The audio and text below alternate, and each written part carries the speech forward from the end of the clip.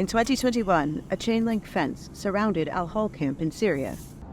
Since then, it has been replaced by one topped with barbed wire and bright lights. Guards call this place a ticking time bomb because it is packed with extremists from the now-defunct, self-proclaimed Islamic State group. Many detainees here believe people they deem to be infidels should be killed. Escapes and attacks are common. There have been more than 130 murders. Amnesty International says living conditions here are inhumane and sometimes deadly.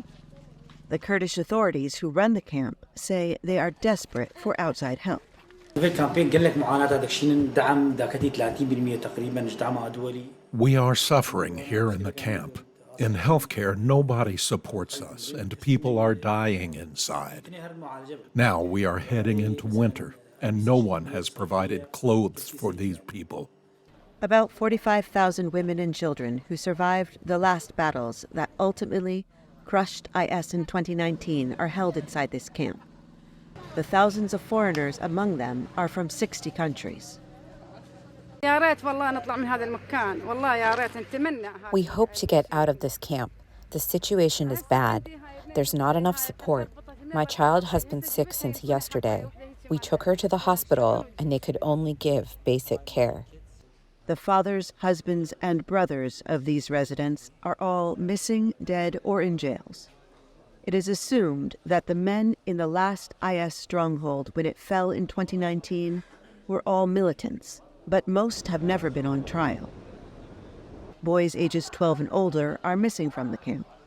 Around this age, security officials force them to move to what they call rehabilitation centers. Noah Souley, from Trinidad and Tobago, was brought to Syria by his mother as a 12-year-old when his stepfather joined IS. His mother is now in Al-Raj camp, which also holds women and children from the former IS, and he speaks to her once a year. Souley is not accused of a crime. I don't know what's happening with me, what's going on. I just wake up every morning hoping that one day someone's going to come and tell me it's time for you to go home. Authorities say if they don't separate the boys from their families, they will grow up to be terrorists, trained by the extremists in the camps. The boys here say they are deeply depressed, without childhoods, families, or futures. Sometimes I feel like there's no hope, Like we're living for no reason. My life has no meaning.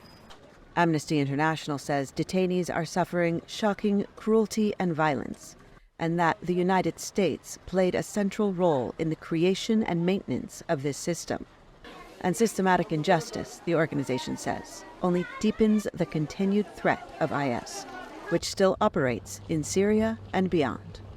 The regional Kurdish authorities who run these detention centers say they have been abandoned by international partners and do not have the resources to provide justice or better living conditions. With Jan Boysha in northeastern Syria, Heather Murdoch, VOA News, Istanbul.